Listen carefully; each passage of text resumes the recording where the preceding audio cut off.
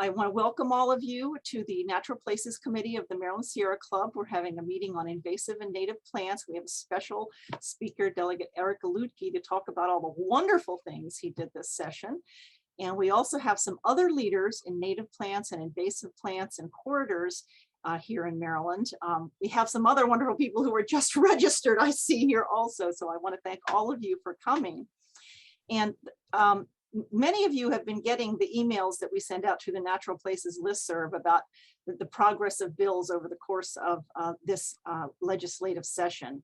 And it has been so wonderful, the important things that have passed this session, and a huge percentage of them are due to Delegate Luedtke.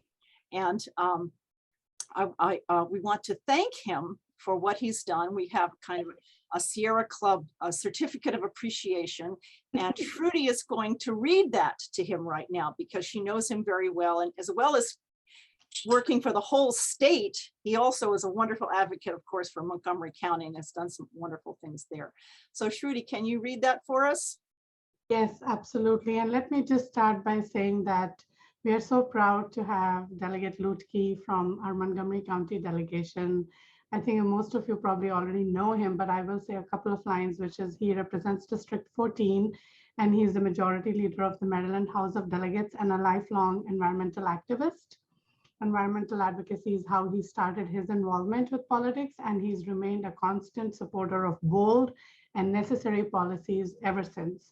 During the General Assembly's 2022 legislative session, Delegate Luedtke introduced the Maryland the Beautiful Act to establish a 40% land conservation goal and passed a law expanding the state's policy on both native and invasive plant species. Also in the 2022 legislative session, he helped lead the passage of the Great Maryland Outdoors Act to build a world-class state park system in our state. So with that, I will read out the certificate of appreciation that we would like to present to him. The members and supporters of the Sierra Club Maryland want to express great appreciation to environmental champion Delegate Luedtke for his long-standing and unwavering leadership in promoting the preservation of natural places to the benefit of all Marylanders and his Montgomery County constituency with notable leadership and creativity. During the 2022 legislative session, we were really grateful for the work that you have done and continue to do. So thank you so much for that. And we look forward to continuing working with you. Thank you, Trudy. That's very kind of you. I appreciate it. So Delegate Luedtke, with that, if you'd like to give us your take on everything and your ideas for the future. Sure. Well, first of all, it's good to be home. I got my start in the Sierra Club. That was I was a Sierra Student Coalition activist in high school and college. I served on the group board in Montgomery County and the chapter board in Maryland. So always great to be back where I got my start. And I'll start talking today by telling you a little bit about my day today. I was up bright and early at 7 a.m. I joined some folks from the Maryland Park Service and an organization called Outdoor Afro, which is an organization that promotes the use of the outdoors by Black Americans. And we did a little hike out to a place called the Greenberry Howard House. So the story behind this place is that in the 1840s, there was a gentleman named Enoch George Howard who was an enslaved man in Montgomery County.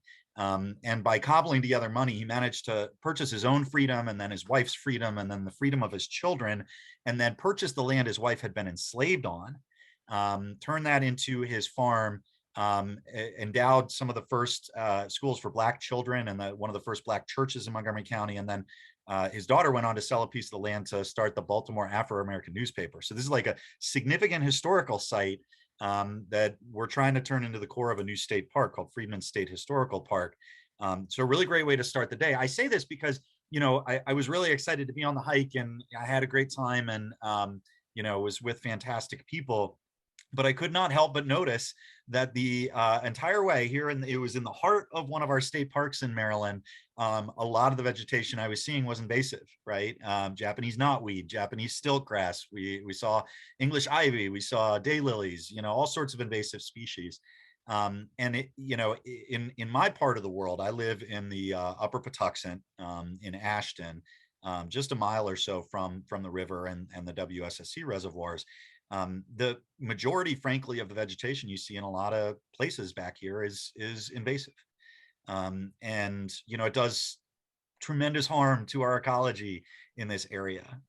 So, you know, I am very passionate about the state doing more about invasives. And I started working a couple years ago with the Sierra Club and other organizations, trying to brainstorm legislation that sort of might take some steps in the right direction.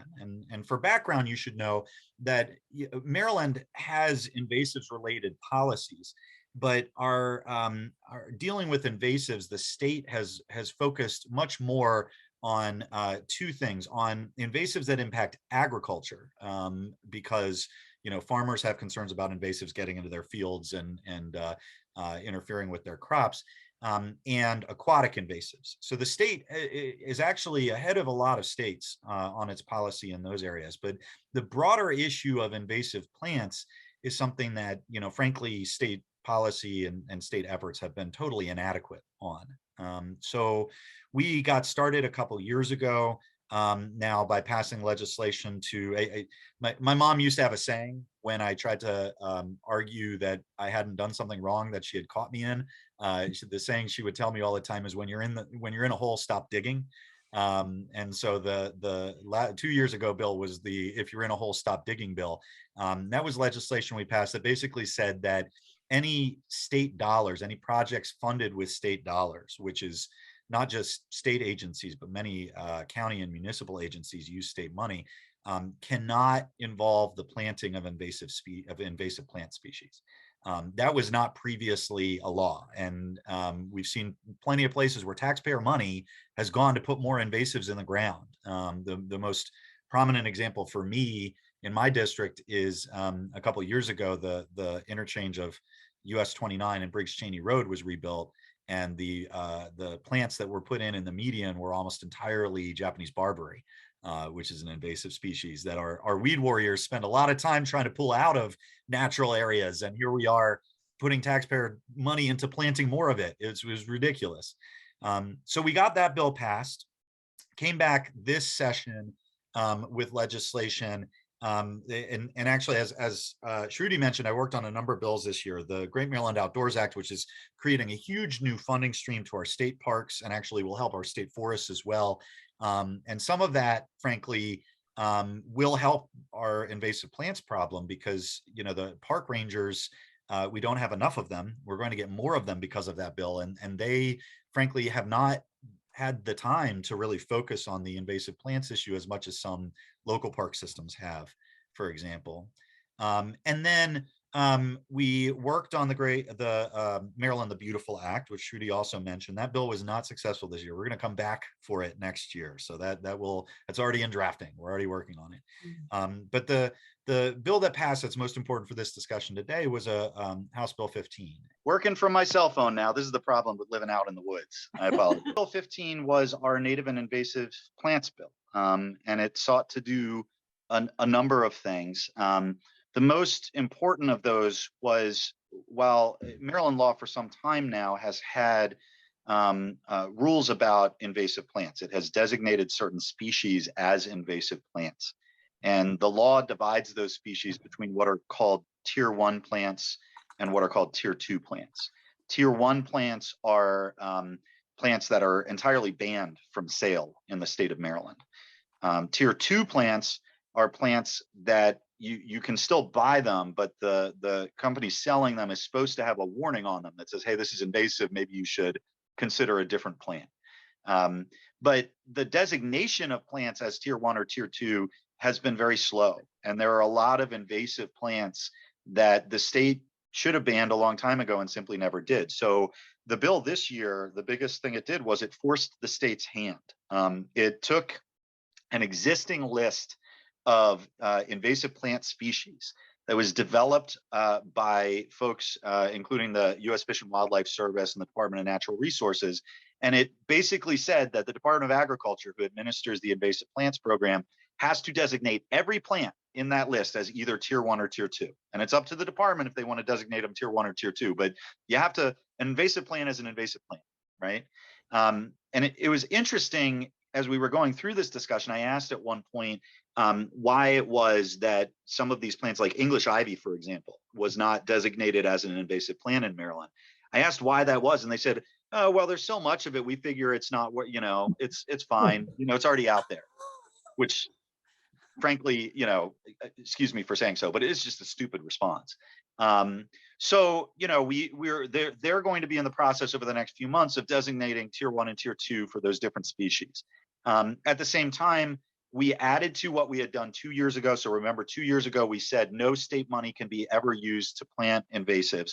We said, unless there's some good reason not to, any state money has to be used to plant natives, right? So, you know, the state agencies in particular are going to have a real incentive to prioritize the planting of native species. And, you know, the state agencies squawked about that a little bit because, you know, a lot of their decisions about what to plant aren't, particularly at like the Department of Transportation, they're not driven by ecology, they're driven by engineering concerns, right?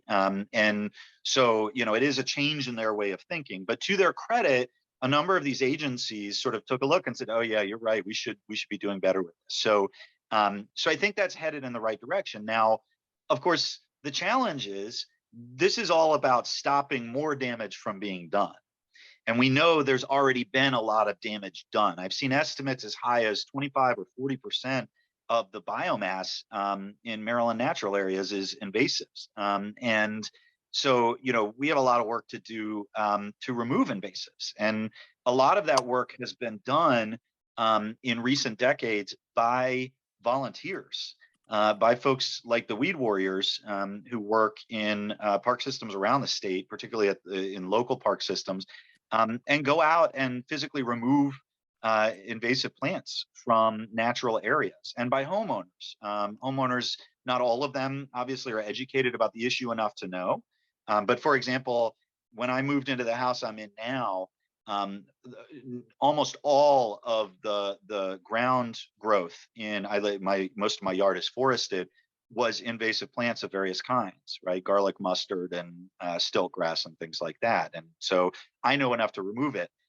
But the state's not really proactively doing much to educate homeowners about invasives and how to deal with them. And the state isn't investing nearly enough money in proactively going out and removing invasive plants. So, you know, that's kind of one of the big goals that I have in mind for the next couple of years, is to figure out how we can get more money flowing into these programs and use existing resources where possible to really tackle the invasive plants problem. So, for example, the Maryland Department of Natural Resources has essentially a conservation corps program where they hire young people, particularly in the summer, to go out and do all sorts of projects in the park. I've been encouraging them, well, why don't you, some of the projects they should tackle, why don't you go after, you know, English ivy? Why don't you go after these big pockets of invasive plants like I saw on my hike today in Patuxent River State Park? But, you know, the ultimate thing we need more of is money. It's money to be spent on funding Weed Warrior programs. It's money to be spent on funding programs that actively go out and remove invasives from public lands. It's money to be spent on programs that actively go out and educate homeowners about, you know, the damage that invasives cause. You know, the average person, look, a daylily is a pretty flower. I mean, it's a nice looking flower, and, you know, so you put it in your yard because it looks pretty. You may not know that creates problems. I have a significant patch of butterfly bush that I've been chipping away at. And, you know, it's great having big, you know, I get a ton of zebra swallowtails in my yard every year, and it's gorgeous.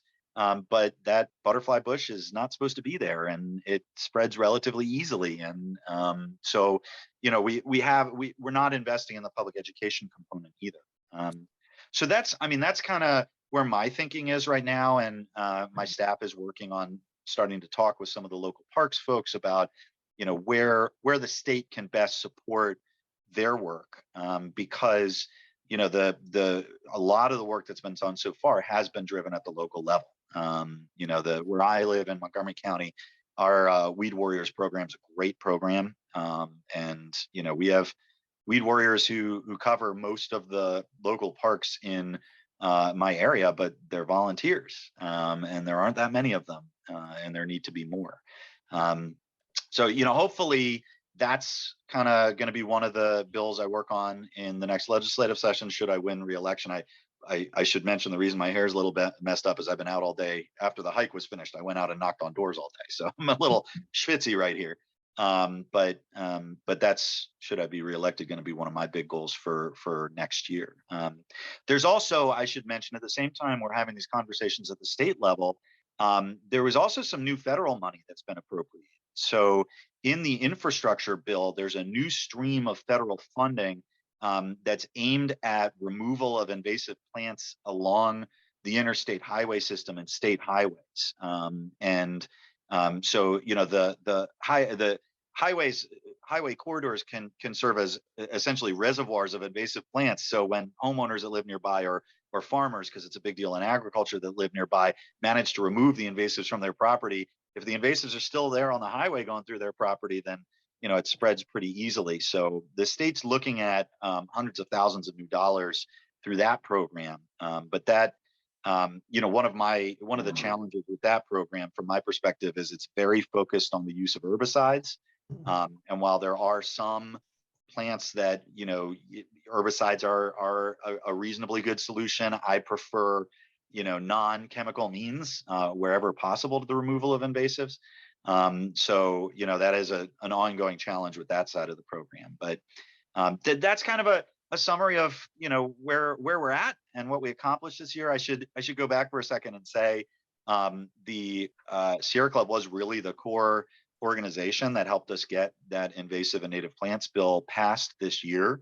And Lily in particular was fantastic and helped us get it done. And so, you know, it's always, as a legislator, you know, we can write whatever bills we want. It's much harder to get a bill passed if you don't have advocates that are willing to step up. And the club really stepped up in that conversation, especially because, you know, it's not necessarily, invasive plants is not necessarily the most prominent environmental issue in Annapolis, right? I mean, we have a lot of work to do on climate and on public lands issues and on toxics and pesticides issues, and we've had some successes there, but we can't forget these issues that are kind of less prominent. And invasive plants in particular, you know, people are interested in stories about snakeheads and blue catfish. You know, invasive plants is more of a niche issue that the public's not as aware of, and that the media doesn't want to write about as much. And although I would highly recommend, I think it was a Baltimore Banner story this week on the removal of invasive plants in Baltimore City that was very good. So at least somebody in the media is paying attention. So yeah, so having the Sierra Club involved really helped drive the issue. And it, you know, those of you who, and I see a number of you here who I know have been involved for a long time in advocacy, it often takes multiple years to get a bill passed. So the fact that we got this bill, HB 15, passed in a single year was a significant accomplishment. It clears the deck for us to sort of take the next steps. But Lily, I'm curious. I wonder if there are questions I can help answer, or suggestions people have about kind of what our next steps should look like. I'm kind of open to anything. Great. Well, we definitely have a lineup here, so I'm going to go in order. The first comment kind of question was from Gail. Gail, do you want to speak, or do you want me to read your chat?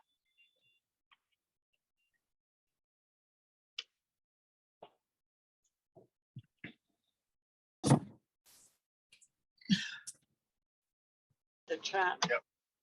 Okay, so she's from Gaithersburg and she's interested in preserving natural habitat for birds and other wildlife and providing a corridor for migration. And she's bringing up, she says, to support migratory birds by building bird-friendly windows to prevent glass collisions. Are you familiar with that legislation, the sustainable buildings? We've had so much trouble with that legislation. I don't know why, but it is important too. Yeah, and I don't know why that legislation hasn't had so much trouble. It's not in my committee, so I don't know what the opposition is. On the larger issue of wildlife corridors and migratory corridors, thanks to some of the investments that the U.S. Fish and Wildlife Service and the state wildlife service made in bird migration corridors, avian migration corridors, we do fairly well on bird migration. Where we have a lot more issues from my perspective is terrestrial animals, and migratory terrestrial animals, or just terrestrial animals that like to roam. Maryland is very behind the curve of other states on that issue. So out west, for a number of years, states have been implementing wildlife corridor plans that are much more robust than anything we have in Maryland, to the extent that there are wildlife overpasses over major interstate corridors in some of those states. And then, in Virginia, for example, the road services on the tree services will see. Sorry, I didn't hear that. I wasn't able to. I think that was an accident. Oh, okay. In Virginia, there was legislation that passed a couple of years ago to mandate that their Department of Transportation work with their natural resources folks on the establishment of wildlife corridors and safe routes for terrestrial mammals in particular to get past major highways. And one of the driving factors there is the reintroduction of elk in the mountains, but Maryland doesn't have that law. And so that's something actually I think Delegate Dana Stein is starting to work on, is forcing that conversation a little bit more about wildlife corridors here. And it's getting to be more of an issue in particular as the black bear population of the state grows, because particularly in the spring when juvenile male black bears are roaming a little bit, you're seeing them cross, major highways like Interstate 70 and things like that. And we've had a couple of them down here, in northeastern Montgomery County to visit for a few weeks before they head back up to find mates up in the real habitat of the black bear. But I think that's going to be a growing challenge for us in the state. Thank you so much. I think the next question was with, and by the way, our next speaker after Delegate Luedtke will be our corridors coordinator, Luke. And there is a question for Luke about that corridors, and we'll defer that. I'm not sure who the K person is, but until Luke's talk. But go ahead, Ken, with your question. Hi, Eric. This is Ken Allen from MCEA. I remember you way back in the day. Yep. Two questions. One is, you're using invasives. Are you using it in invasives with non-native, synonymously with non-natives? Because there are a lot of non-natives that are not really invasives. Right. So we differentiate, essentially the law now differentiates three categories of plants. The invasives, which are defined in regulation as a set, list of species. And then I forgot to mention in the bill we passed this year, we also mandated that DNR establish a list of native plants and publish that and provide that information to the public. So we will have a list of, the Maryland state government says these are native plants in Maryland. Essentially everything else would fit into that non-invasive, non-native category, but we don't have any process whereby we would delineate exactly what those species are. It's kind of an everything else category at this point. Okay, and my main question is, you said there's a bill or something to remove invasives along highways, which is great. But if you don't plant something, they're going to just grow right back. Is there an effort to deliberately plant natives along highways? So as a result of this new bill, they should be planting natives along highways to replace those invasives that they've removed. Now, any legislator will tell you the trick is in the implementation. So I'm continuing to talk with our Department of Transportation folks about that as they do that work. But they have been both in particular, the Department of Transportation and the Department of General Services, which manages a lot of state land, as well as DNR, are being much more proactive about planting natives across the board, including to replace plants that they've removed. Great. Okay, I think that Ken Bauer is the next question. Yeah, thanks, Lily. Thanks, Delegate Luedtke. Really appreciate all the good work you've been doing. I don't know if you remember, I gave you my presentation on stream restorations back in January, and I'm sitting below 1 now. So my comment and question would be, government, one hand of government doesn't seem to know what the other hand of government is doing. I've been a 15-year Montgomery Parks Weed Warrior supervisor, and it's the point I've kind of soured on doing any of that work, because I go out there and people like me, I see Chuck's is also a supervisor, and we're pulling this stuff, and then the parks and DEP goes and does projects like the one above my head, where they go in and destroy, rip out everything, and then of course that just opens up the corridor to invasives, as well as the county, at least Montgomery County, and the state's trying to talk the talk of climate change, and what we're cutting our forests, right? So I guess my question would be, can you work with those of us who are concerned about these stream restorations in terms of getting some kind of a bill to, well, my personal feeling is they ought to be banned, but other people say that's not realistic, but somehow fence these stream restorations so that they are drastically cut back? Yeah, I mean, it's a good idea. It's I'm happy to work with you all. I may not be the best sponsor necessarily, because that's like a lot of legislation related to this. It goes through a committee that I don't sit on. And it's usually better to have a sponsor who's on the committee of jurisdiction. But I'm happy to work with you on that. I mean, I think you're right. It doesn't make a whole lot of sense to essentially be clearing land that then is, open territory for all of the invasive plants we're trying to get rid of. So. Thanks. Thank you. I think Judy's next, and she's also going to be speaking, and also speaking a little bit about, I think, stream preservation as part of the efforts that we can work on. You have a question relating to Eric's stuff, Judy? Yes, I do. I think, again, I want to thank you, Eric, for Delegate Luedtke, for everything that you've been doing. And I think it's just so crucial. And I agree with you on the real push to get rid of invasives. But my question relates to that.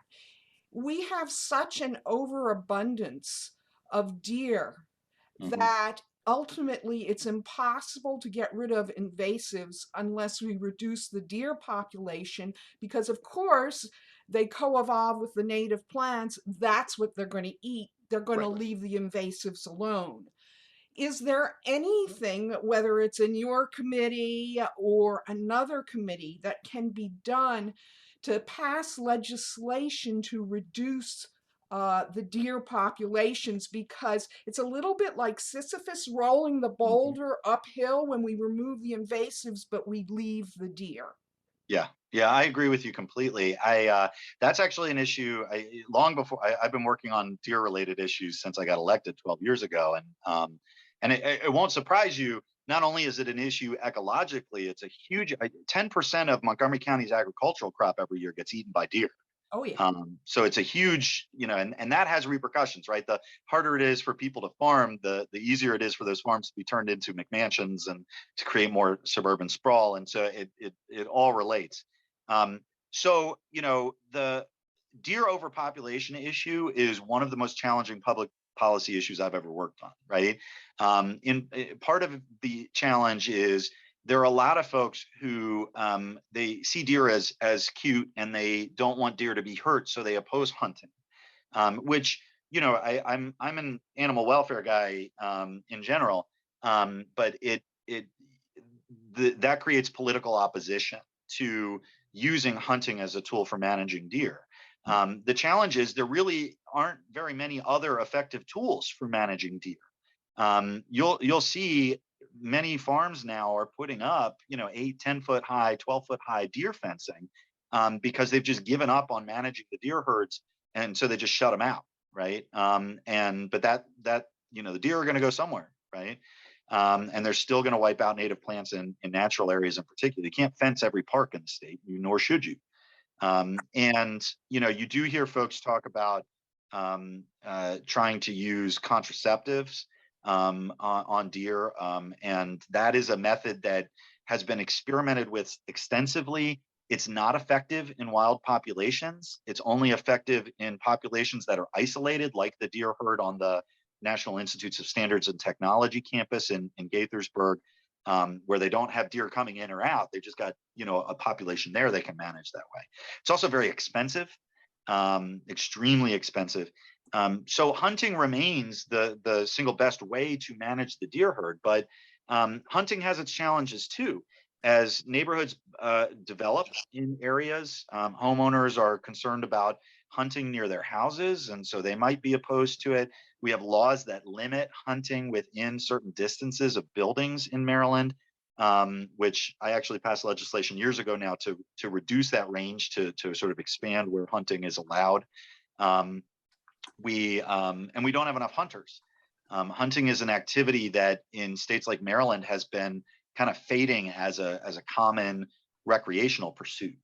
So we've seen the number of hunters decline over time. So we have been doing a number of things to try to help with that. I mentioned what's called the safety zone has been shrunk, particularly for archery hunting, to allow hunting of deer more effectively in urbanized areas.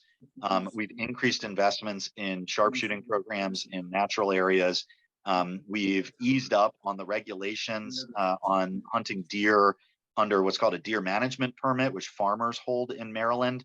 A new type of Maryland was not allowing straight-walled rifle jacket cartridges to be used for that. They're now allowed. We've been pushing DNR to increase the bag limits, particularly for hunting female deer. So we're making some progress, but it's a massive ongoing challenge. And frankly, I respect and appreciate the folks at the Department of Natural Resources that handle their hunting policy. But they have in the back of their mind, the fact that 100 years ago, the white-tailed deer was almost extinct, right? And so they have a number of different management goals. And dealing with the ecological damage is not necessarily at the top of their list, right? And so we have to kind of push them on that. And of course, they get a lot of their revenue from the hunting permits. Right. Yeah, the hunting licenses. And so it's a complicated issue. And I will say that in those discussions of hunting legislation, which the hunting bills are always controversial. The increasingly we've seen people raise this ecological argument. And one of the best arguments I saw when we did the safety range bill a few years ago was we had testimony and folks who came out who showed a fence line where on one side of the fence where the deer couldn't get in, you had this beautiful understory of native plants, and on the other side of the fence, all you had was invasives or no plants at all because they were being wiped out by the deer. So. Great. We have a couple more questions before the delegates' time is up. So I'm going to go ahead. Lauren, your question relates specifically for the delegate, not for something you're going to discuss later. Yeah, well, first of all, let me just say thank you, Delegate Luedtke. What a breath of fresh air to hear someone who's really got a lot of knowledge and background on plants, native plants, ecology. Yay, this is fantastic. So I'm really excited about that. So I have a couple things. One is as you working through these projects, I see you're moving towards, promoting native plants, not just not having invasives. That's great. You're, removing invasives on roadsides and replanting. The next level, I'll say, is could you push towards using ecotype natives? If you're not familiar with that, those are locally sourced material. I come from a plant genetics background. I'm on the Maryland Native Plant Society board. I'm trying to push that because I think as we replace all these plants, we've lost so many, we need to put the right thing back. So is that even possible? And I'm sure that there's going to be sourcing issues, and that I think Judy's going to touch on. This is a bigger problem, but it's something to kind of put in the hopper as a goal to try to move that forward. That's one question. The other thing I have is a number of people in my neighborhood have recently cut down quite a lot of trees on their property, many of them really beautiful old oak trees and things like that. Is there anything in the works to stop private homeowners from just, mowing everything down for no particular reason? These were not dangerous to their homes or anything like that. It was just sort of an aesthetic issue. And then finally, I put in the chat box a project that I was a project manager for. I worked for a couple different not-for-profits. It was a Chesapeake Bay Trust funded project to put in a low maintenance meadow with the specific idea. So there's this whole problem of these stormwater projects go in and then they can't maintain them and then they get filled up with invasives. So taking an approach that would actually not be so much work. It did involve herbicides. It does involve herbicides, but it gets us to a place that is manageable. It's not a huge cost to maintain. So you might want to check that out. It's through the Muddy Branch Alliance. Yeah, I'll check that out. It looks from the URL like it was at the Isaac Walton League. Yes, of America. Yeah, in Gaithersburg. Yeah. I used to spend a lot of time up there actually. Okay. So yeah, I mean, to your I will definitely check that out. What was the second question? Ecotypes and trees. Ecotypes and trees. So on the ecotypes thing, I think that's a place we need to get to. I'm frankly still trying to educate my colleagues on what native plants are. Yeah, so fair enough. it's kind of a step at a time kind of thing. I think we have a larger sort of public education issue here. And I think that's an important part of the conversation. On the tree issue, the vast majority of regulation and law around that limits homeowners cutting trees is local law. It's not state law. We do have a Maryland tree law, but it's local ordinances at the county and municipal level and HOA requirements that limit the cutting of trees more than anything else. So, it is a good question. Do we need a state law on it? I would suspect that you would see some opposition to a state law on it from the counties themselves who want to be able to sort of manage their own property. But because it's a county or municipal or HOA issue, you see this incredible, checkerboard of policy. So, for example, where I live, my HOA does limit the cutting of trees. And that's been very effective in my neighborhood. We have a fantastic, mostly native tree canopy, but it's not statewide. All right, Okay, thank you. very much. And great question, Lauren. And Mark Imlay? I'd like to first respond to Lauren. The practical thing we did as a park ranger is if there was a particular ecotype that wasn't readily available in the nursery trade, we simply let the nursery that we're going to get it from know a year ahead of time. And then they start planting them and then the price went way down. And that also, Eric, is for your bill that you got passed. It's a very practical thing to get the price down per specimen. Just give the nursery an extra year to plant it. Then my main comment was, and I did this at the 200-acre Swan Park that I'm working in agreement with Charles County. Number one is to get all the Japanese barberry and Asiatic bush honeysuckle because they increase the risk of Lyme disease, barberry by 8.8 and Asiatic bush honeysuckle by a factor of 10. So we saved a lot on health and money. So then the agencies say, oh, we saved money by spending money or by the activity you did. We actually saved money. And in general, there are many ways that we can do that, what I call tier one in a practical matter, which save the government a lot of taxpayer dollars, another one is to remove the non-native invasive vines that cause trees to fall down on highways, and Oriental bittersweet, English ivy, and Japanese honeysuckle. And I convinced the state highway administration to do that. Then next year, all the trees along I-290 in BG County, there was no more English ivy at the trees. So they justified it to their boss. Oh, look, it costs us some money, but we save more money than it cost us. So that's my second suggestion is that we go right away and do the things that save on economy and health, Mhm. get those done right away so that the agencies say, hey, the money is worth it, we'll keep spending. And now we go deep in the woods and save the other trees. Right. Right. That's a great idea. That's fantastic. Mhm. We should Great. do Well, that. there's so many good ideas. We'd like to follow up with you, Delegate Luedtke, and present some ideas. I know we'll be working on further things. So is it possible for us to contact you and set up a meeting with Brad or whoever to talk about what specific things you're already working on and kind of Sure. codify some of the things that this group is continuing to work on to present to you? Yeah, absolutely. Always happy to chat. I'll once I'm not on screen, so I don't make everyone sick to their stomach when my phone moves around. I'll type into the chat my contact info, and folks can feel free to reach out to me if they have other thoughts or other ideas. I did see, by the way, the Tree of Heaven question in the chat as well. I don't believe Tree of Heaven is currently on the state list, but it will be as a result of the bill we passed this year because it's listed as invasive in the guide we asked the state to use. So Yeah.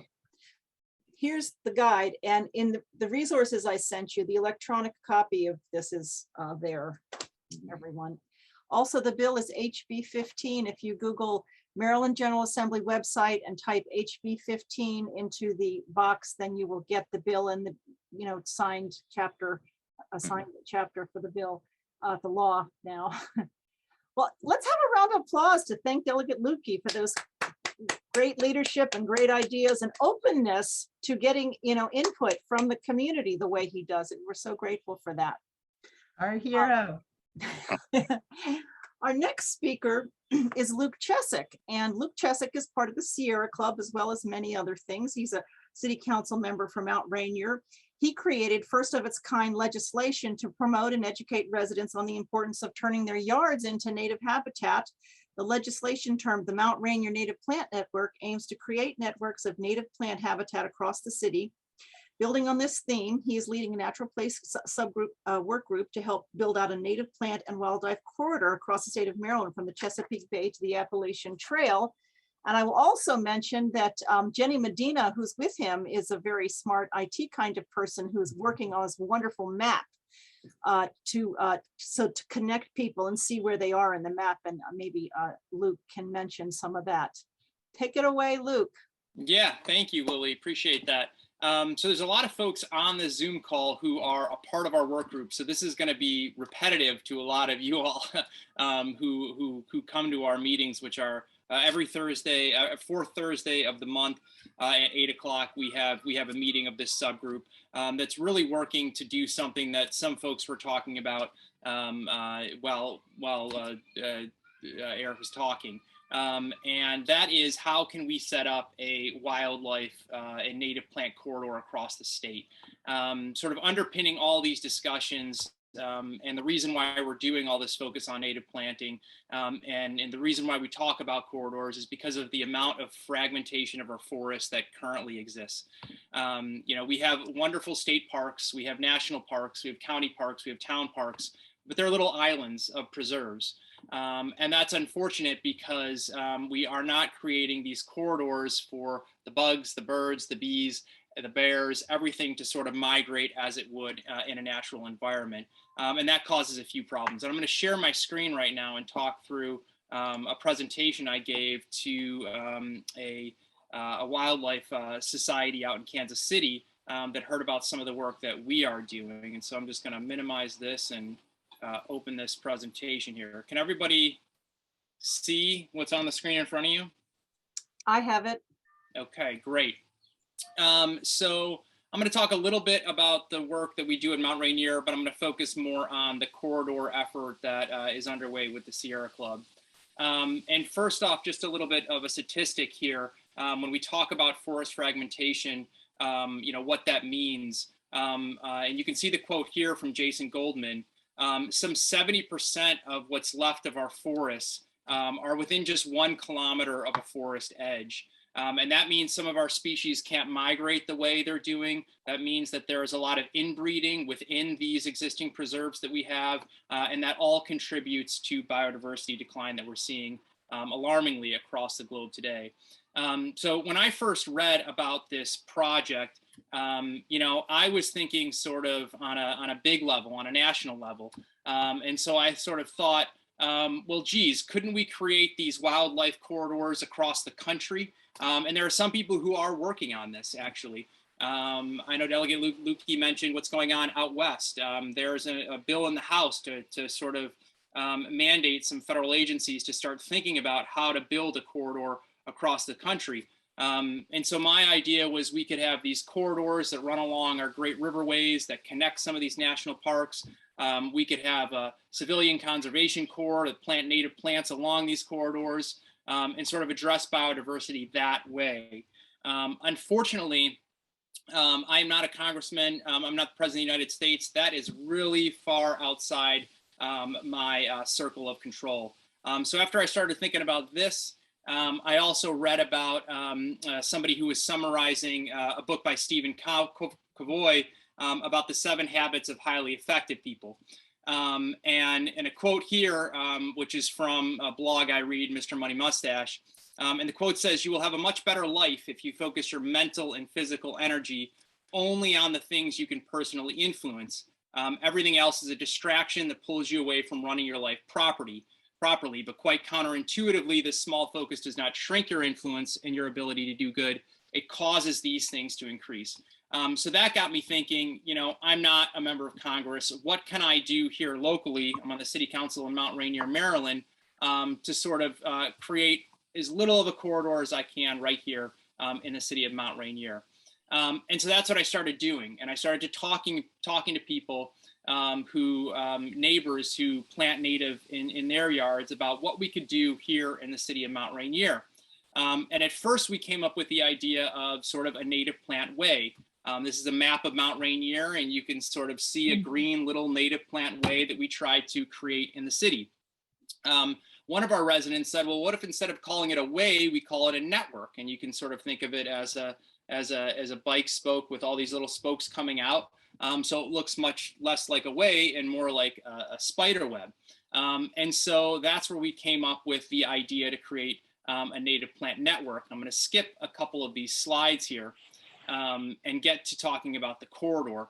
But what the Native Plant Network does is it educates residents on the importance of turning their yards into a native landscape, and then it incentivizes them to do so. And we do that through a couple of ways. And I'm going to get to some of those slides. We do hand out free native shrubs to the first 25 members who get certified to join our Native Plant Network. And we have created this Google map, and that's where Jenny's really been instrumental in creating a map where everyone's yard gets on the Google map. You can click on their home if they're a certified member of the Native Plant Network, and you can see what's growing well in their yard. And what that does for us as a city level is it allows us to look and see where are there gaps in this native plant network in our city? Where can we then focus our education efforts next year so that we're making that network more and more green, so to speak. And then residents get a beautiful sign that we had a local artist design. So if you turn your yard native, if you hit our certification levels, you get this beautiful sign in your front yard. It's got a URL link to learn more about what we're doing in our city. So that brings us to, sort of before I get to that side, that brings me sort of to the corridor work we're doing. I think it was Laurel Imlay, who's on the Zoom call here today. She attended one of our events, and she contacted me about working with the Sierra Club and Lily on creating a native plant and wildlife corridor across the state. And so for the last year plus, we've been working this working group to try to figure out how to do that. And so it's been interesting by focusing on this circle of control in Mount Rainier. I've actually been able to have an impact, and we've been able to have an impact that extends far beyond the borders of Mount Rainier. And so what you'll see on this slide is something that our corridor team came up with. On the top left-hand side, you'll see some of the migratory patterns of birds in the United States. And you'll see there's a ton that just come up along, sort of almost follow the Appalachian Trail there in the Northeast DC, the Mid-Atlantic and the Northeast region of the United States. And what we're trying to do here with this corridor group project is we're trying to look at the state of Maryland to see where are there existing preserves. And so on the right-hand side, sort of middle, you'll see a cutout of our work in progress corridor map. And you'll see these green areas are existing preserves. So you've got the Long Branch there that's pointed out. You've got the Rock Creek Park that runs right through DC. And so we've sort of highlighted all these existing green preserves. And then we've looked at gaps, places where a corridor could exist if we promote native planting in these areas. And we've done that with these blue highlights. So the one blue highlight that's sort of in the middle of that picture is Tacoma Park. And a lot of our efforts over the last year have been getting residents in Tacoma Park, working with the Climate Action Coffee Working Group, that's sort of another group outside of the Sierra Club, working with them to encourage residents in Tacoma Park to plant native. And then they can get on the Google map that the residents in Mount Rainier are getting on as well. So we can try to have influence, again, beyond Mount Rainier into the state of Maryland. And these blue lines here, if we can sort of get native plants planted in all of these blue areas, we'll create a little bit of a native plant corridor from the Chesapeake Bay. And our goal is to go all the way to the Appalachian Trail. And there's some ways we're thinking about doing that. But also a big part of our project is to create, wildlife corridors that folks were talking about earlier. And we're looking at doing that through multiple ways. So what you can see on this slide here is creating this native plant corridor through a much more urban, suburban environment. And so that'll help with the bugs, the birds, the bees.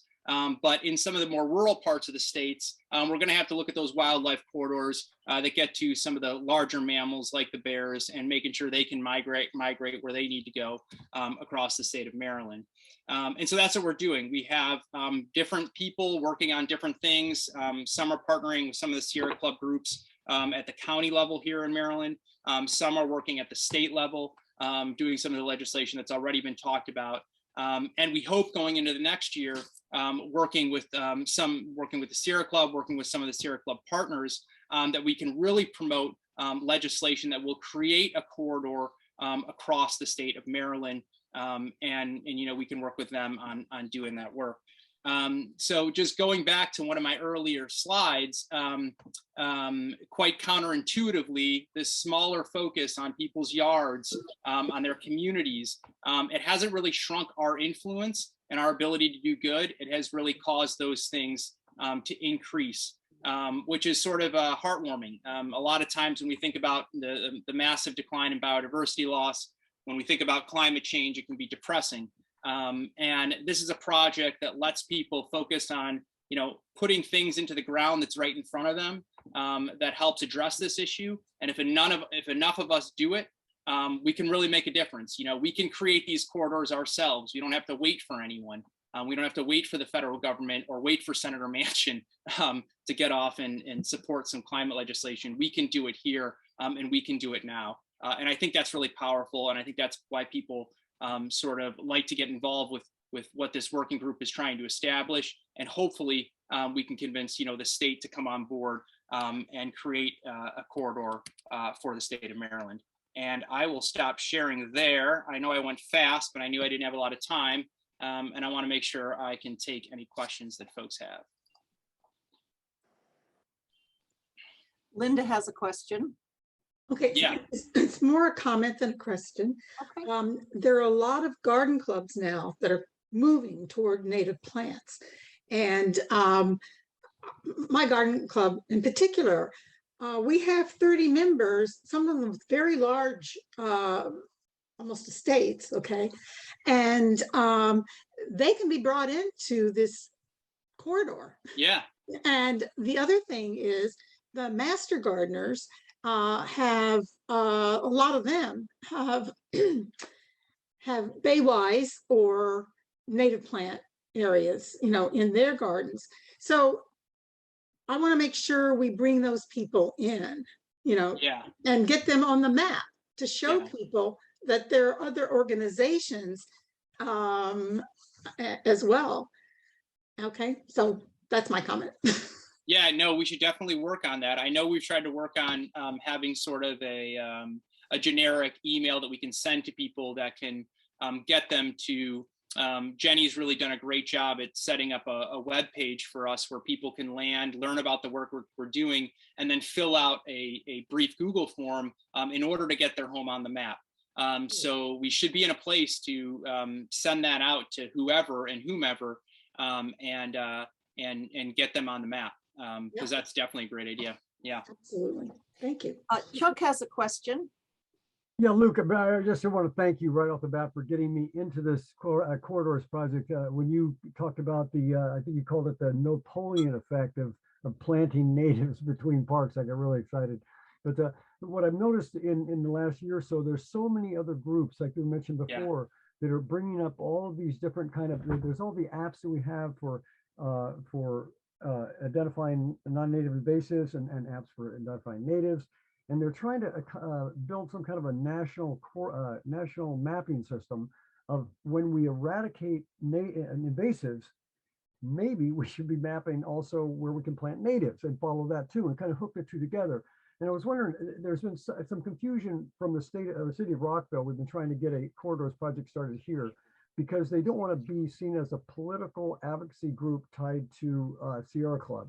Unfortunately, because Sierra Club's so good, but the idea that they just want to distance themselves. So it's hard for us to link we had a program of over 200 people being involved in the National Wildlife Federation's, what they call it, the Community Habitat Wildlife, that they've had for 20 years. My wife and I have done it to get those two bonded together, to bring them in together into the map.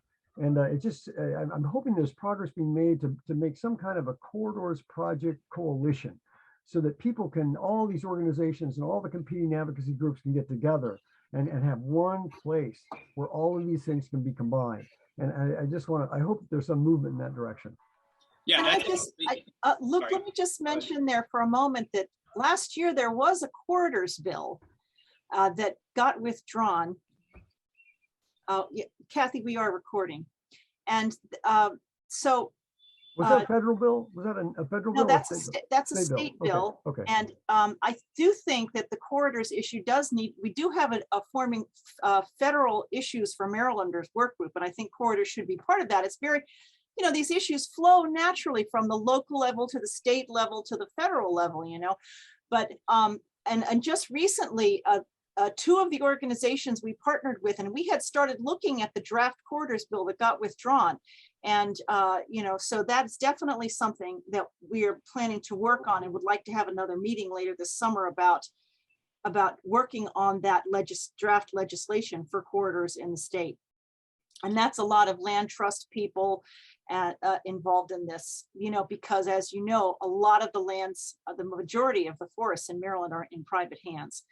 And so it really impacts how we do that in this state. Luke, please.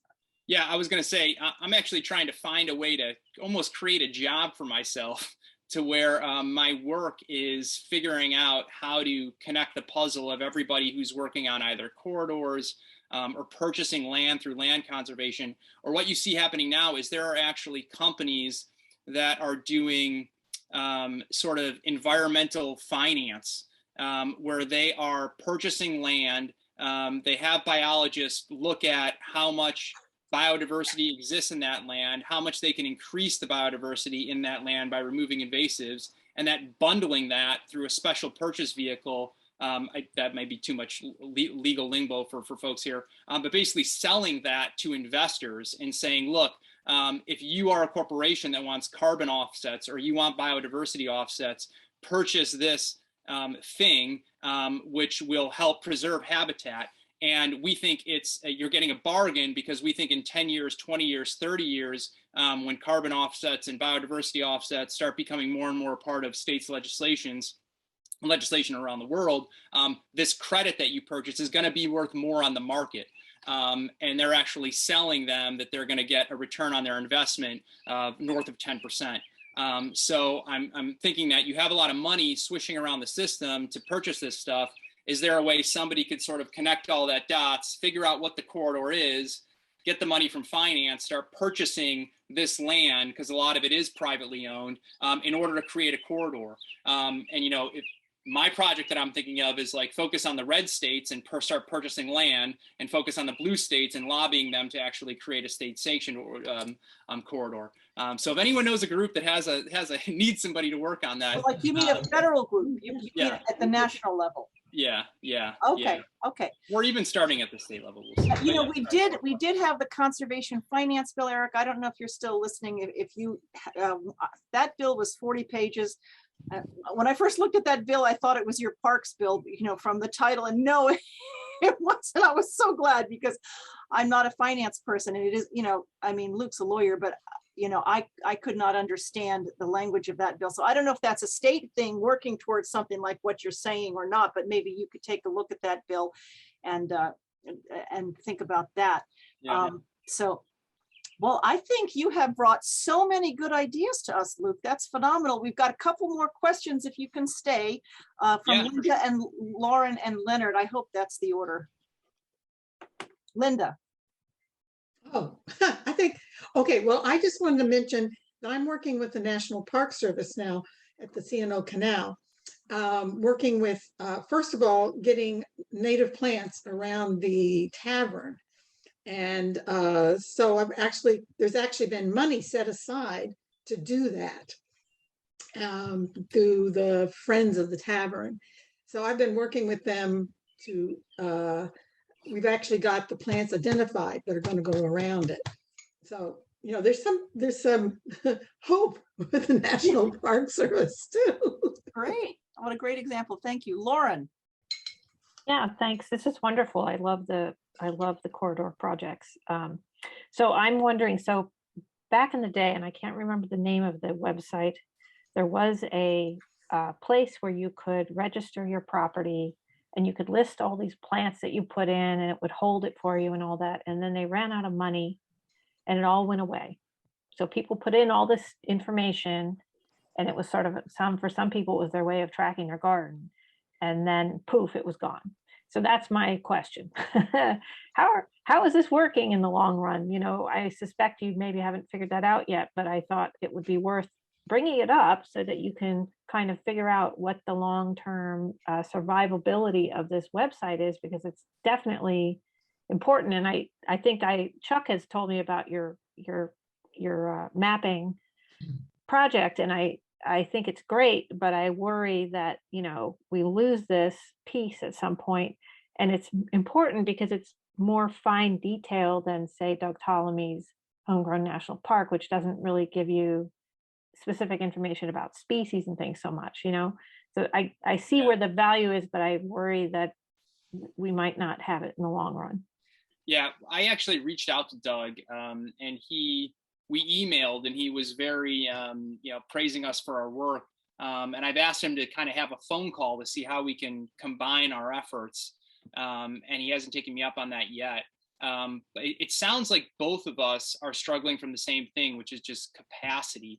Mm-hmm. So the way we set up our project was just, what's the simplest thing we can do? And it was Jenny working on setting up a Google map. We had one glitch in it where we sort of lost everything, and Jenny was able to sort of redo it all. So we've already struggled through an issue. Wait, Remy, come here. I think Hillary, Hillary Catlin, you need to be mute. Oh, thank you. So Jenny's been able to, and I can let her speak and talk more about sort of the technical nature of it, make sure sort of we have our progress saved in the background. So if anything sort of goes wrong, we can quickly reassemble things. But we have not thought through what this sort of long-term thing could be. And it's because, you know, we just don't have capacity. Like, I've got a day job, I've got a wife and 2 kids. I'm an elected official. And then this is like the thing that's almost like the needle, you know, it's like breaking the camel's back, this work, which is why I'm trying to figure out a way for this work to be my day job. And it sounds like Doug is having the same thing. It's just Doug and one other person who I'm assuming is like a grad assistant or something, who are just managing this, the Homegrown National Park thing. And so he's struggling through capacity, which is why he first kind of rebuffed my effort to like partner, because he's like, I don't really have time to even help other people. So that's the capacity is the big issue. because I'm sure we could think of this. I just don't know when there are hours for me to think about this, or, you know, and maybe Jenny has more to say, but we're hopeful everything doesn't go away. But capacities is an issue, and how to sustain this long term is a big issue for me in my head, because, you know, at some point I'm going to have to sort of, you know, I can't keep this pace up forever as well. Okay, so we're running into a time issue here. Now, I'll Luke, take 1 second. Who? Leonard. Oh, because you haven't had a chance, but go ahead. All right, I'll make it quick because we're running short. First, thank you so much. But, you know, I'm thinking about power line right of ways. You know, maybe we could get the power companies interested, and in a public relations thing, they might even put up money. But those are huge corridors everywhere. Yeah. The other thing is that I proposed, you may recall the Don't Be a Litter Bug poster campaign of the late 50s and early 60s. It was the most successful, cost-effective campaign ever. We changed the attitude of a generation in just a couple of years. And I'm suggesting that we could institute similar poster programs into schools, you know, whatever it is, corridors, expanding, shrinking lawns, native planting, and that gets the parents and teachers interested. And it was most effective. And it can be done on any kind of level, you know, teachers, principals, Board of Education, but more importantly, Michelle Affinderi, the executive director and co-founder of Homegrown National Park, along with Doug Tallamy, has expressed an interest. She wants us to think big about this. And with her backing, you know, maybe we could do something. She had referred me to the Don't Mess with Texas campaign, which is 35 years now, has been going strong in anti-litter. Anyway, so if you involve the kids, the parents got to get involved. And I think Annapolis and people will listen more when voters become interested. You know, I think a public education campaign is such a great idea, Leonard, and I want to follow up with that. I do want to refer you and everyone to Luke's meeting. What is it? What day next week, Luke? Your next quarters meeting? I think it's actually the week after. Maybe it is next week. No, it's June 3rd. I think it should be June 30th. You have June 23rd on your announcement. Oh, maybe it is June 23rd. Maybe let me check the Sierra Club website real quick. Okay, you check that real quick and break in when you've got that, because we're going to move on. So our time is not as bad as it looks, because I thought all the cues were going to be held to the end, but I kind of forgot to say that. So we've been doing the cues after each speaker. Leonard, I'm going to send you a good example of a successful power line. Okay, great. I'll share that with the group. Thank you, Mark. And Lily, it is, yeah. So the next meeting of this corridor group is June 23rd at 8 o'clock.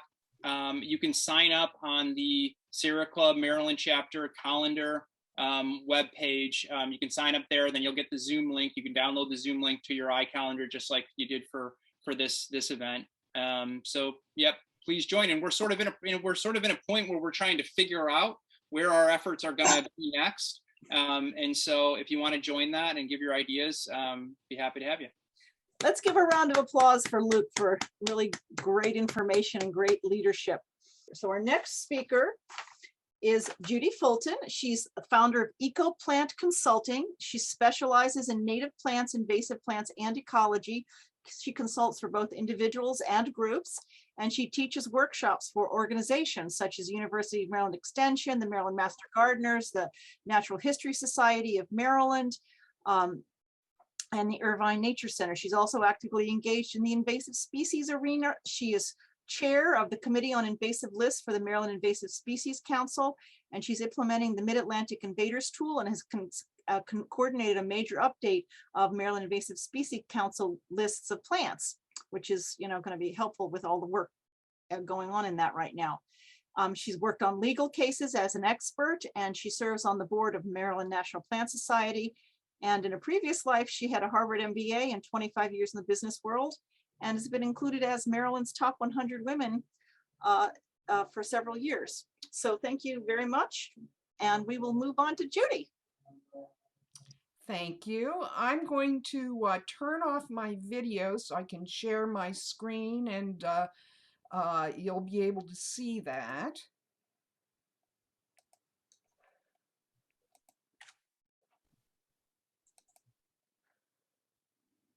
There we go.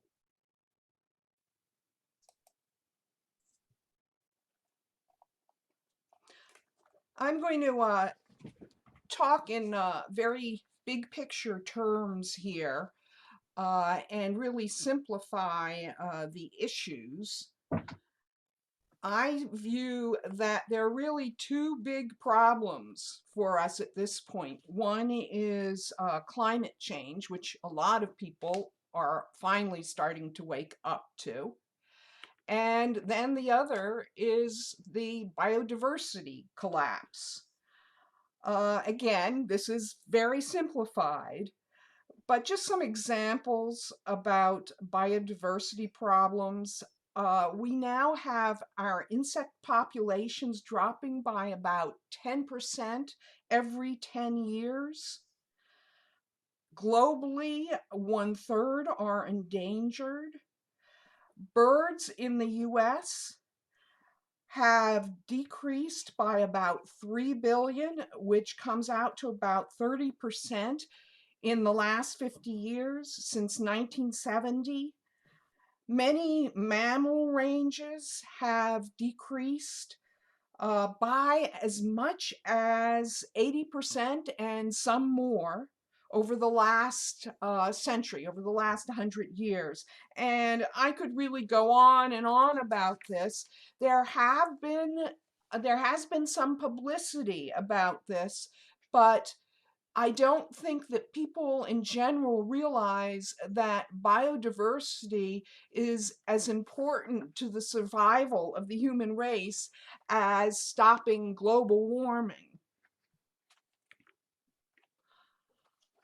One way to look at this is to examine the food web.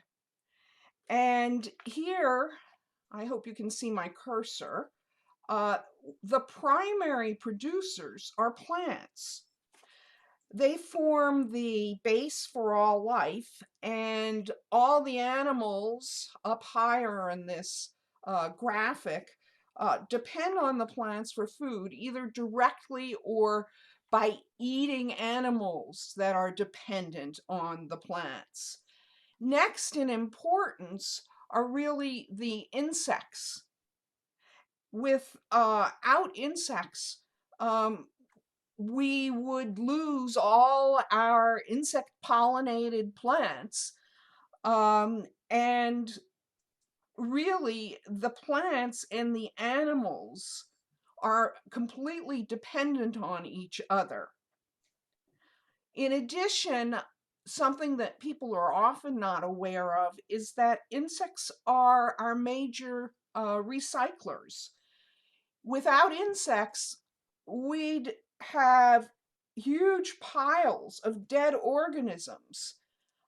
We'd live in tunnels underneath them or live on top of them, because the insects help break down dead plants, dead animals. So that's another really crucial role.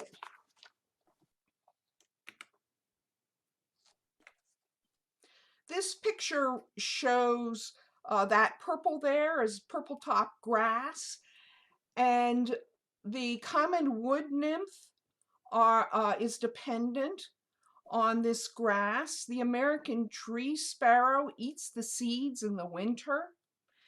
Native plants, animals, and also microbes all evolve together.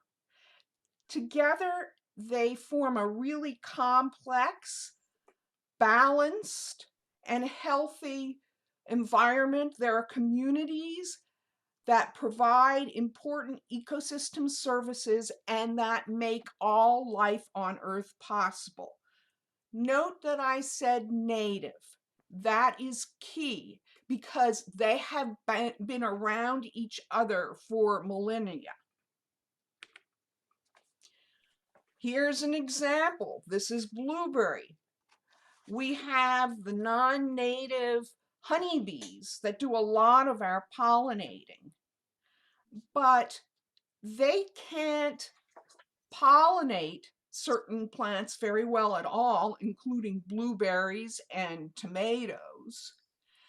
And in addition, the farmers are dependent on our native bees, our bumblebees, but also all our other native bees to help pollinate their crops. The native bees really increase the productivity of our crops. Over 90% of our insects are specialists on 1 to 3 plant species. And they're interdependent. Without one, you're not going to have the other. But remember, I just said we're losing a lot of our insects. Also, 96% of our land birds raise their nestlings on insects. Without insects, we lose all our songbirds, for instance. 80% of crops grown around the world require pollination. So all of this really is interrelated, and we can't just focus on one part. Non-native plants don't host our native insects. So without native plants and with our few insects, we'll have little food and ultimately no human beings. You wanted a 10-minute warning. Okay, I I'm better giving you that. hurry it up. There are other examples of benefits of native plants. One is native plants help with the health of the Chesapeake Bay. They don't require the fertilizers and the pesticides that a lot of the non-natives do that pollute the bay. And they also reduce stormwater runoff. This here is Indian grass. It has very long roots. You measure them in terms of feet rather than turf grass that you measure in terms of insects. Also, healthy forest communities can work against climate change by absorbing CO2. There are a lot of pressures on our native plants. Of course, development and more intense agricultural practices are pressures. Delegate Luedtke and I talked about the deer. That's a big pressure. Of course, invasive species, both plants and insects and pathogens. Climate change with the higher temperatures and the bad storms, changes in weather patterns. Also, it creates seasonal mismatches between the plants and their pollinators. Pollution is another impact, both air and water, but we're also talking about noise and light pollution. Invasive plants, as I've mentioned, the more we have those, the fewer we have plants, the less we have plants that are hosts to our insects. I want to thank Ken Bauer here. These pictures come from him. We were talking about stream restorations. This is a before picture, a nice green community here. And this desert is really what happens after there's a so-called stream restoration. These happen because in trying to clean up the Chesapeake Bay, there's millions and millions of dollars that have become available to do these. So this is an attractive project to do to get credits for cleaning up the bay.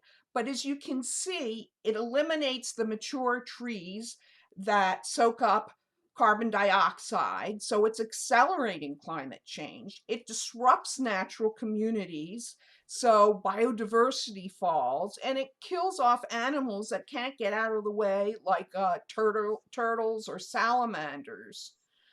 So once these happen, then it's inviting the invasives to come in, because disturbed land is just open for invasives to come in, even if you plant a bunch of small natives, like seedlings or saplings. And the equipment also brings in invasives on the tire treads. So we've got now an opportunity to make a difference. We can do nothing and have biodiversity continue to fall. We can maybe do some more conservation work, the orange line here, or we can really couple the conservation with really changing our lives and changing how the government does things and changing how many countries worldwide do things. Lauren's going to be talking more about managing our yards and our neighborhoods and our public lands, and that's very, very important. But, and this is preaching to the choir, we need to advocate. We need to make changes through education, through legislation, and through a huge increase in funding. We need to address this now. We can't postpone this because we're focusing on things right in front of our noses, like going to work or paying for gas that's costing us a lot more. We need to change how we live our lives. We need to be conscious of the laws we have, the treaties we negotiate. Here in Maryland, one of the things we can do is change the nursery industry so that more native plants are available at an affordable price. Here we can encourage their use.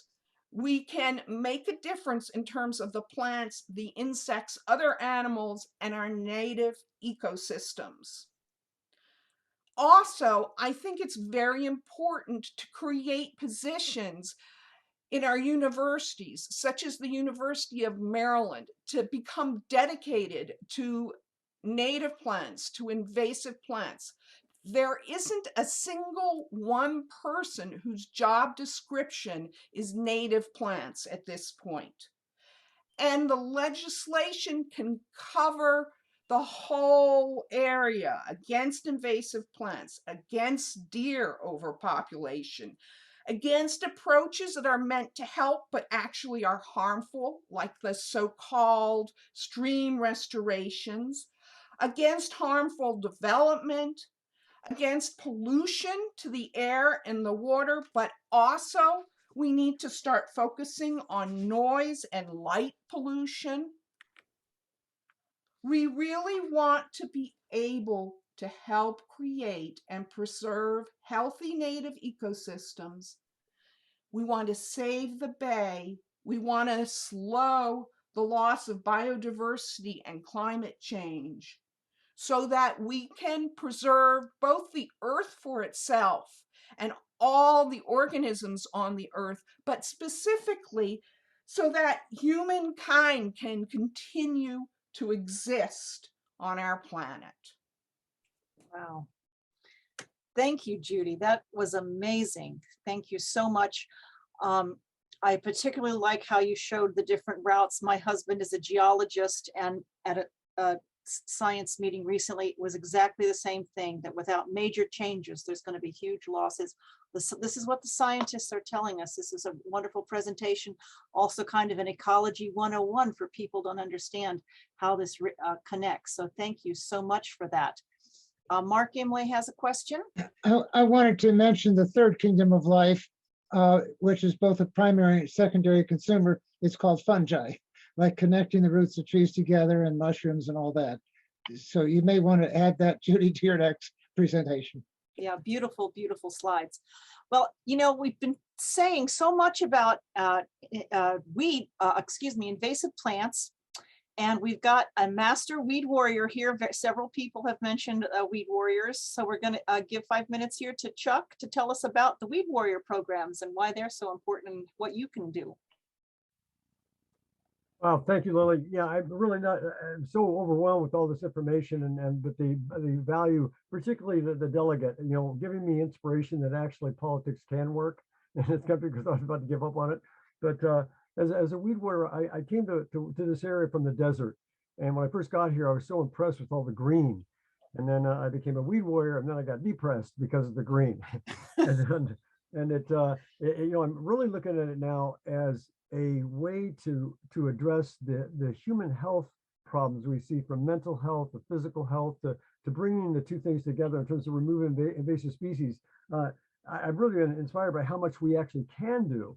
When the pandemic hit, Montgomery County shut down their weed warrior program. So a couple of us here in Rockville, we advocated for our city to let us do it in the city. We jumped through some hoops and it happened. And since then, we've had over 2,000 people coming out at maybe nearly 100 events. And we're actually, this morning we were out and we've almost finished one park. You know, we got 65 parks, but we've been hitting multiple parks. And I'm seeing now that it is doable. And what's so exciting about it is watching the kids when they start to use a tool. First time they get a tool in their hand other than a cell phone, and using a saw or a lopper, and they can actually make a difference.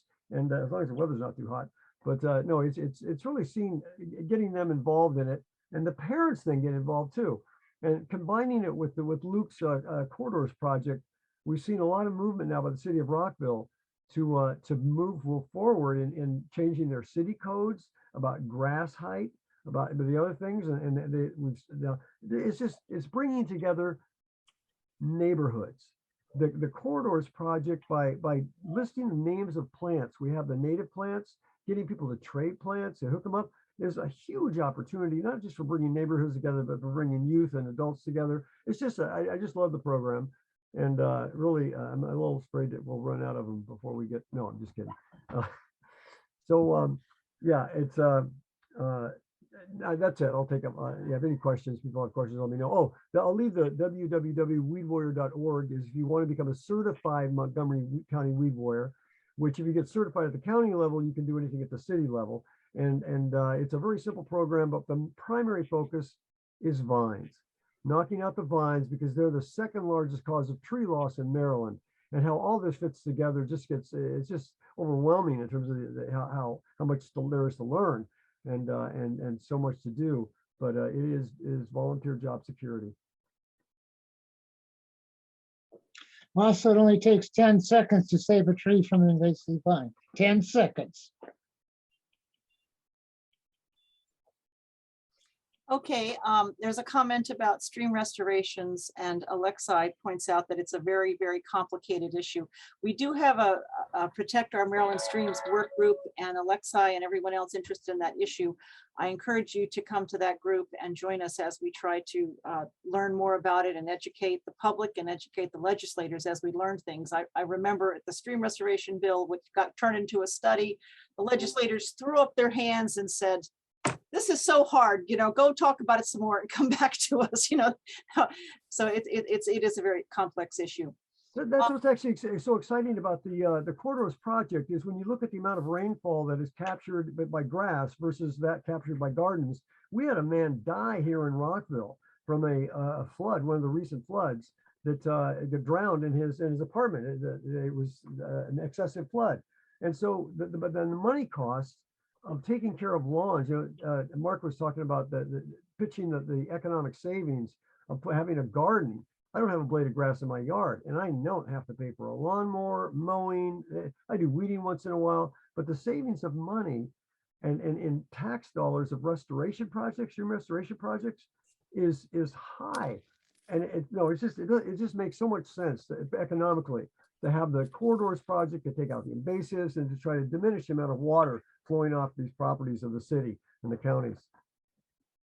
Okay, thank you very much. So next we have, let me not miss somebody here, Lauren, last but not least, and she's going to wrap up all these great ideas and things and tell us about native plants and resources. And shoot, Lauren. Oh, Okay. let me, you know what? I didn't do your intro. Let me do your bio. She works with property owners and organizations providing sustainable landscaping services, including design coaching, small scale installation. And by the way, I've used her myself. She's great. And project management, as well as operating a nursery, one of those needed nurseries, local ecotype native plants there. And she's on the board of the Maryland Native Plant Society and she's also interested in native ecotypes, and she launched the Butterfly Bandwagon Project, which sounds like a lot of fun, a neighbor-to-neighbor information and resource sharing approach to promote and support the use of native plants in landscaping. She has a PhD in plant biology, and she's a certified Chesapeake Bay landscape professional. That must be what CBLP stands for. I didn't know what that credential stood for. She's a Weed Warrior supervisor also, and a master gardener. So thank you very much, Lauren. Thanks. Yeah, make sure you can hear me, right? Mm-hmm. And you see my big butterfly there, right? So it's funny. So the Butterfly Bandwagon was an idea that came out of conversations with one of these nonprofits that I was working with, trying to figure out how to help people that were low income, actually. How do we do this work of getting native plants into landscapes? You know, it can be costly. So the idea was, well, let's just have neighbors help each other and share. This is kind of what needs to happen anyway. And it's not that I have actually done a whole lot other than talk about it, but the fact is that it's happening organically. The Pollinator Corridors Project, those kinds of things, these are all that same idea is playing out just naturally because there's such a need. So I'm really excited to see all that going on. And I will mention that this is a fritillary butterfly. Its host plant, the thing that the caterpillar eats, is your violets that you often find in your lawns. It's nectaring on a native butterfly weed, which is a type of milkweed. So there's a difference between feeding your caterpillars and feeding your butterflies. And I think that's an important distinction. So when the delegate was talking about his butterfly bush having all those butterflies, the problem with that is it only feeds the butterfly. It doesn't actually feed the caterpillars. So Judy did a really great job of summarizing a lot of this. I think for me, when I first heard Doug Ptolemy speak about the chickadees needing 6,000 to 9,000 caterpillars to maintain a population, I was like, wow, that was the real game changer for me, like understanding just the sheer quantity of the things. And how do you get those? Judy's talked about a little bit, native plants, that's what it takes. In order to sustain chickadees, you need 70% of the plant biomass in your yard to be native, which most of us do not have. So doing this in your own yard, but also in public spaces, it's the same problem. If you've got so many invasives, you've out-competed the natives, you're gonna have problems maintaining populations. Judy's mentioned this already too, that we have the insect decline. It's really completely tied to the loss of habitat and the loss of native plants. The native plants do a much better job of supporting insects. If you looked at correspondingly non-native plants, the number of kinds of species they'll support will be like one or maybe a couple, not the hundreds or even the teens. So it's really important to plant native plants. When you're doing this work in your own home, it's important to understand where you live and what is local to you. So we live, most of us here on this call are probably in the Piedmont region of Maryland, maybe you're in the coastal, but at least you're in Maryland. That's a good start. If you go to some nurseries, they might say that something's native because it's native to North America. So it's an important distinction to understand that you want to have something native to at least the mid-Atlantic. That's a thing you need to ask when you go to a nursery. You need to know a little bit about your soil and, are you in a sunny place or a shady place and how wet it is? Those are of course important for different plants and how they grow. We've talked about deer. This is Dottie. She was hand raised by a neighbor and had quite a few babies. So I have a lot of deer in my neighborhood. Do you have a lot of weeds? And how about making your garden look nice to your neighbors? Those are all considerations when you're trying to do this kind of work. Let's get a few definitions out of the way. A weed is just simply any plant growing out of place, does not determine whether it's native or not. The native plant is one that is growing in one particular area for thousands of years. So it's part of this broader ecosystem, as Judy has described really beautifully. Ecotype, I mentioned earlier, is something that is very locally sourced. So that's something that's been growing here in Maryland for a long time. it's the same species as something you might find even in the Midwest, but we have our very own local populations and their genetics are probably slightly different. And there's actually been studies to show that plants from the different regions, even if they're the same species, don't do as well when you take them out of the region that they were from.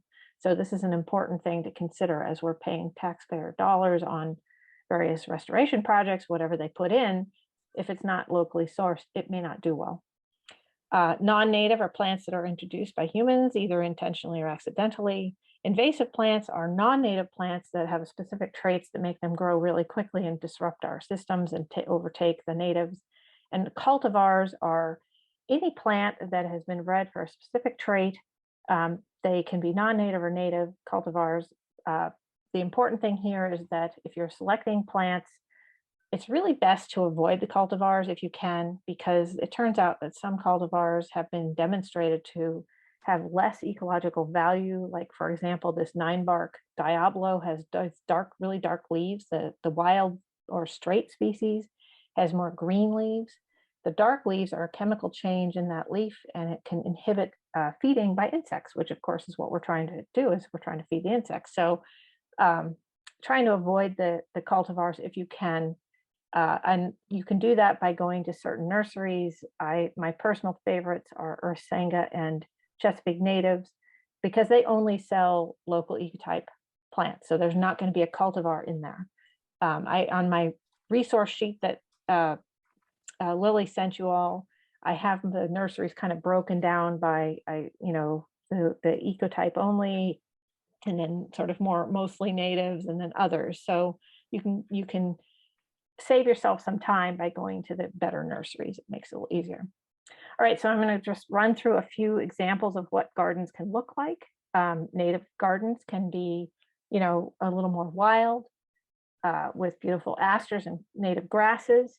They can look like this. This is a Chesapeake Bay Trust funded project that this is out with lots of deer. So there's all of these plants can be grown with the presence of fairly, I'd say medium level deer pressure. And they're doing fine and they're beautiful. And you can have a more formal style. This is from Mount Cuba Center, which specializes in growing native plants.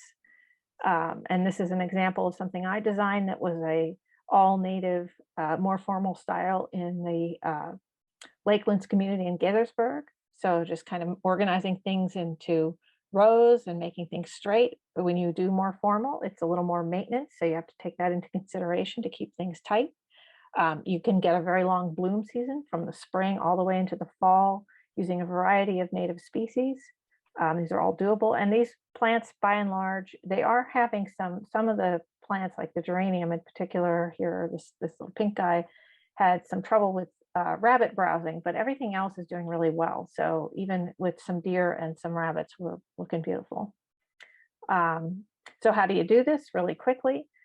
This is usually the most approachable method for most homeowners. You have a big turf grass area, or maybe even a weedy garden bed. You can cover it over with cardboard or newspaper and put a couple inches of mulch. I prefer undyed. This was a project I did up in New York with a bunch of other people. It was all volunteer and all free stuff. And the community there gave us the dyed mulch. So we used it, but I prefer the undyed. And we just covered over the cardboard, let it sit for a few months, and then we planted. It wasn't very densely planted, so we had to do a fair amount of weeding. If you can plant denser, it's better. It fills in faster and outcompetes the weeds. We had to water, of course. And after 3 years, we had a beautiful garden from what was just a weedy turf grass area that mostly was used for dogs to relieve themselves. And then we have this space now, which has butterflies and hummingbirds and all kinds of life. So it's really not that hard. This particular project was super low budget. We got everything donated. In your own yard, if you can hook up with other groups, like I'll mention the wild ones, you can swap plants and get free plants. So there's lots of ways to do this on a tight budget. Just as an example of some of the beautiful plants, this is a swamp milkweed here with a monarch on it, and a trumpet honeysuckle vine, which attracts hummingbirds. And I always like to show this because this was I moved from California to New York, and I didn't think I'd see hummingbirds anymore. I planted this vine, and within 1 year I had hummingbirds again. So, you know, that kind of magic happens when you put in natives. And if you have the right kind of trees, you get beautiful things like this Luna moth. I will share this understory. So if you have shady spaces, you can do this beautiful native shade garden here. Full, you notice there's like no ground showing, right? So this is green mulch. It's all filled up. Let it fill up and your work is reduced. If you don't have actual garden space, you can garden with natives in pots very successfully. I do this in my own home. I mix in some little violas for some winter color there or early spring, but you don't even have to do that. So you can do all kinds of natives in pots. It's better to have bigger pots because they just hold water better and take care of the longer roots. A couple other tips: leave your leaves. It turns out if you even mow your leaves, you reduce your caterpillar population, because that's where a lot of these butterflies overwinter. And leave your stems up for as long as you can through the winter. It takes a full year for a bee to go through a life cycle, and the native bees, many of them live in the hollow stems of native plants. And I'm zooming through this really quickly, so I'm sure there's way more here than I can talk about. But I will say that I've given quite a few talks on YouTube over the course of the pandemic, and they were recorded and they're sitting on the YouTube channels for the Mighty Branch Alliance and Urban Ecosystem Restoration. So if you want to dig in a little bit more on like planting a garden and specific native plants, there's more of that out there. Also, the Maryland Native Plant Society, which I'm a board member, and as is Judy, we record our sessions there, and there's lots of good content on the Maryland Native Plant Society's YouTube channel as well. The Maryland Native Plant Society also holds a really nice list of nurseries, so you can go there for some places to get plants. Let's see, Doug Ptolemy's been mentioned quite a bit today, so I won't go into that too much, but his first book was quite a thing when it came out, and I think changed many people's approach to gardening. So if you're new to this, I recommend that. His Homegrown National Park effort is that mapping project. We've talked about the Plant Invaders project. This is an older version of that book. A new one's coming out any day now. Judy maybe can fill us in exactly on when. When you're trying to figure out native plants and what to use, this is a helpful guide to the Chesapeake Bay watershed native plants to our region here. It can be found as a digital searchable tool at nativeplantcenter.net, so that's helpful. However, I do caution you that if you go to a resource like this and just collect a bunch of names of plants, you might be really disappointed when you go to the nurseries. So it's actually better to start at the nurseries, see what they have, and then confirm that they're native. That's an easier way. And if you go to these local ecotype nurseries, then you don't even have to confirm that it's native. Everything they have will be. I recommend the various Rainscapes programs or these rebate programs that you can take advantage of on your own property. They help manage stormwater on your property, which is helping to reduce the need for the stream restoration projects.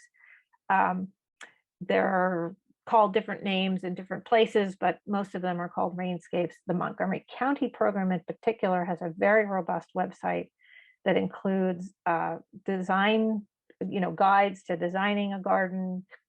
It includes a number of plant lists that are very simple, sort of starter lists that make it easy for you to pick out sunny, deer-resistant plants or shrubs or things like that. So that's a really helpful way to find that. That is on the resource sheet that I supplied to Lily.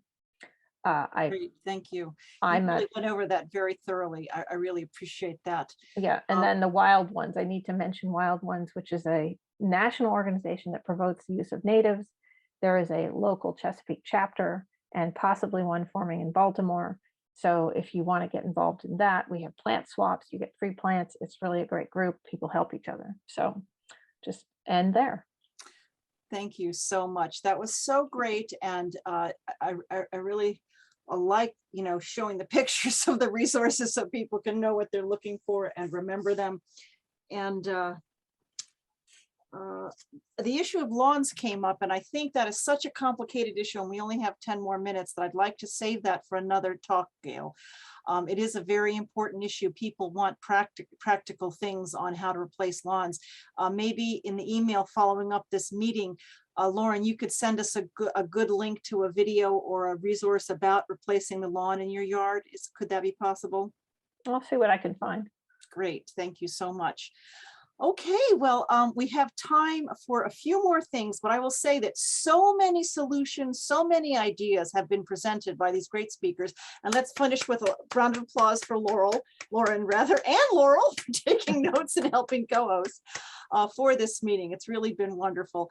And, you know, everybody's, you know, the chat is bursting at the seams with stream protection ideas and, you know, questions about lawns and all these, so many issues that we've touched on. And when you have 5 fantastic speakers like this, it's really hard to get it all in. So we have generated a very robust list of things to do. We've asked you all to go to sierraclub.org, sierraclub.org/Maryland/calendar and see the upcoming stream restoration events, upcoming federal issue events. If you're interested in the federal level, you know, just keep looking for these events, and we need your help to, you know, implement all the fantastic ideas all of you have shared here, and look forward to doing that. Are there any last wrap-up questions here or comments? Shauna, I have a native Navajo person I'm hosting at my house. Her name is also Shauna. Does Shauna have any background with Native Americans? No, I do not. I'm from Okay. Minnesota originally. Okay. Okay, cool. And actually, Shauna is an Irish name. Oh. It's the feminine for Sean. Okay. All right, well, I want to thank everyone for coming. We will follow up with notes and resources. We'll send you the links again for the resources that Lauren and others have shared.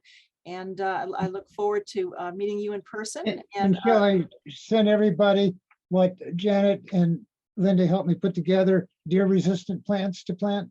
Yeah, if you have a nice resource on that, I know that you and I'll do that. Linda have done a lot of work on that. So yes, that would be great. And I'll send that successful PowerPoint. Sligo did a good job on, I mean, Apple did actually a good job, surprisingly, on the Sligo Creek power line. So I'll send that to everybody too. Okay, and just, you know, so you know that all of you can help with the legislation, you can do local projects, you can help with education from your next door neighbor to, you know, doing presentations like many of I know of you do already. So thank you very much. And let's see if I've missed any other comments. See you next time. Bye.